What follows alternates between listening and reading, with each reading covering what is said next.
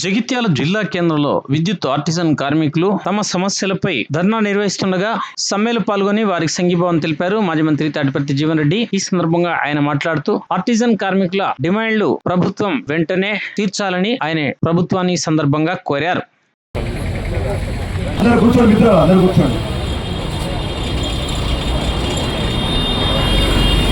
మా ఆర్టిజన్ కార్మికుల సమస్యలపై ధర్నా కార్యక్రమానికి సంఘీభావంగా వచ్చిన శ్రీ మాజీ మంత్రి వర్యులు జీవన్ రెడ్డి సార్ గారికి ప్రత్యేక ధన్యవాదాలు సార్.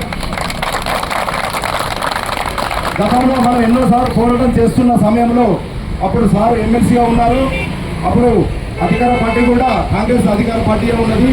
సార్ మా సమస్యలు ఈ విధంగా ఉన్నాయని చెప్తే ఒకసారి వాడి వద్ద పీడిఎఫ్ పంపిస్తే దాన్ని ప్రింట్అవుట్ చేసుకొని మండల్లో మన కోసం మన 23,000 కార్మికుల కోసం అధికార పార్టీలో ఉండి కూడా ప్రభుత్వాన్ని ప్రశ్నించిన వ్యక్తి ఎవరైనా ఉన్నారంటే అది ఒక జీవన్ రెడ్డి గారే అని చెప్తే ఒక తప్పదు.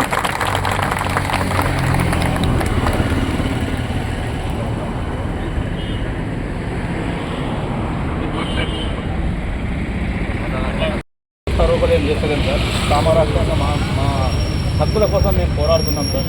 మా హక్కులు మాకు కావాలి. మా సంస్థలో ఒకే రోజు ఆయన ఉన్న శబ్దం వినబడుతుంది సార్. తుపాకి శబ్దం వినబడి సైనికుడు తప్పించుకుంటాడు. కానీ మాకు అది కాదు సార్. మేము ఆ సైనికుడు వచ్చి ఆ శబ్దం కూడా వినబడదు. మేము దానితో పోరాడుకుంటూ నిత్యం పోరాడుతూ రాత్రి పవళ్ళు ఇలా మా అమ్మాయి కార్మికులు ఉన్నారు అంటే వ్యవస్థ నడుస్తుందంటే అమ్మాయి కార్మికులు ఉంటుంది సార్.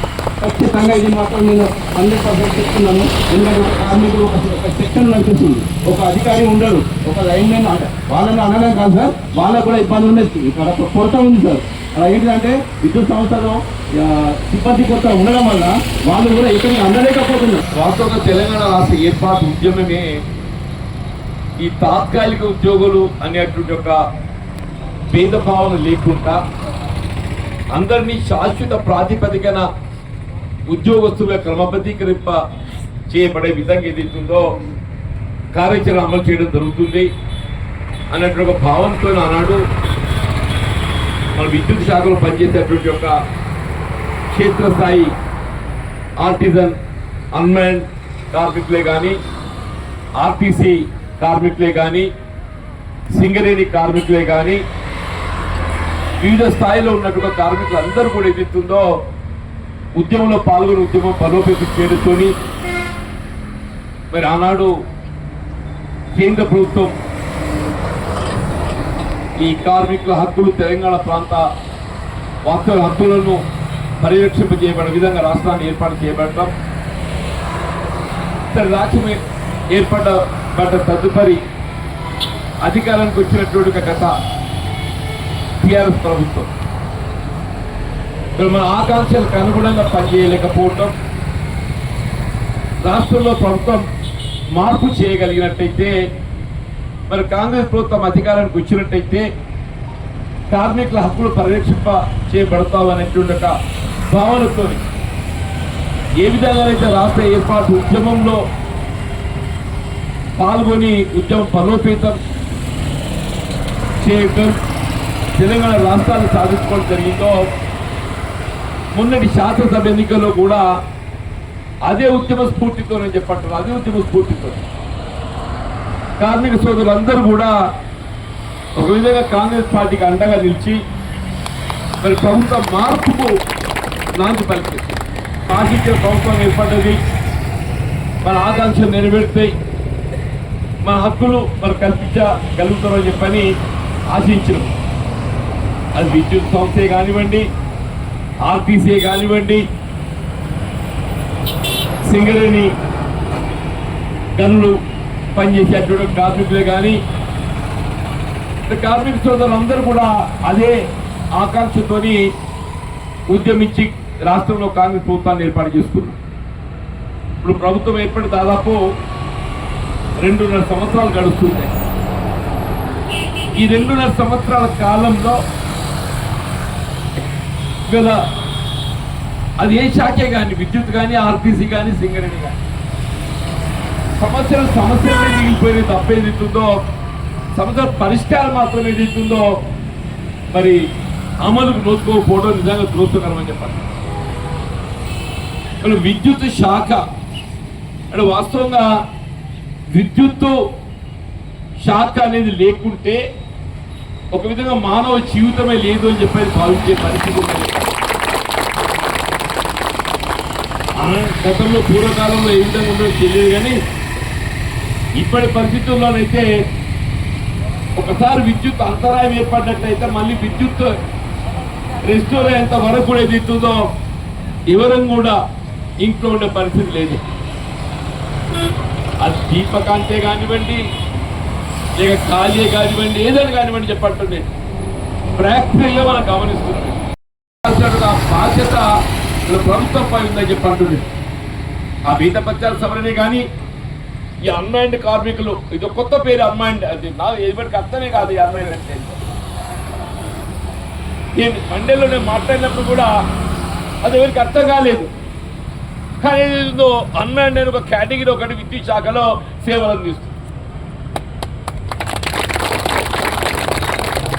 ఈ ఆర్టిజన్స్ విద్యుత్ శాఖలో సేవలు అందిస్తున్నారు. మిత్రులు అన్నట్టు ఏది ఇస్తుందో, నేను ప్రజా జీవితంలో ఏది ఇస్తుందో ఎవరే కానీ ప్రత్యక్షంగా ప్రజల చేతుకోబడతారు. నాకు ప్రజలకి ప్రత్యక్షంగా ఎన్నుకోబడే అవకాశం పొందలేనప్పుడు ఉద్యోగస్తులు అంటే పట్టభద్రులు అని చెప్పండి, నిరుద్యోగ యువత అందరూ కూడా ఏదైతుందో నాకు అండగా నిలిచి నాకు శాస్త్ర మండలిలో ప్రాతినిధ్యం వహించే విధంగా అవకాశం కల్పించారు. నేను శాస్త్ర మండలి పోటీ చేసినప్పుడు ఏదైతే అందరికీ ఒక విధమైనటువంటి ఒక అనుమానం వచ్చింది.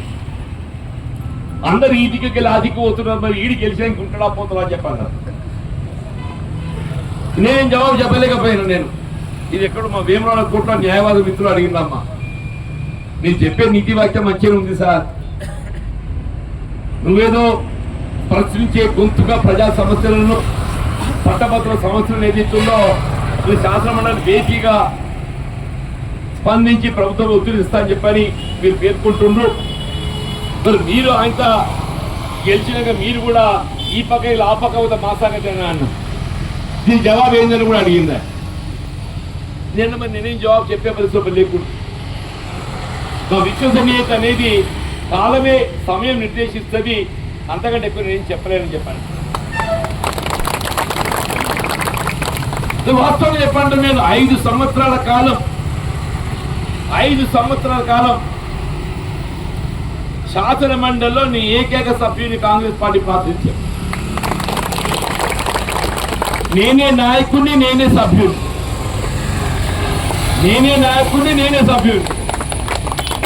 నాకు సలహాలు సూచనలు ఎవరికైనా అడుగుదామని చెప్పాను, కానీ నాకు ఈ పక్కకి ఎవరు లేదు, ఆ పక్కకి ఎవరు లేదు. ఒంటరి పోరాటం అని చెప్పట్టున్నా. అంటే నాకు స్వయం ఆలోచన ఏర్పరచుకొని అంశాలు లేవేస్తారు. నాకు కొన్ని అంశాలు నాకు దృష్టి పట్టుకొచ్చిందా, వీడికి ఏదైతుందో నా ఆలోచన తోడు కలిపి సభలో చర్చము అంశాలు లేవేస్తారు. ఏదేమో కానీ నేను 5 సంవత్సరాల కాలం ప్రతిపక్ష పార్టీ సభ్యుడిగానే కానివ్వండి, తదుపరి కాలంలో కాంగ్రెస్ ప్రభుత్వం అధికారానికి వచ్చిన తర్వాత కూడా చెప్పట్టు నేను ఆ సంవత్సర కాలం కూడా ఏది ఇస్తుందో నా బాధ్యతలు కర్తవ్య నిర్వహణలో నేను ఏమాత్రం కూడా నేను విస్మరించాలని చెప్పాను.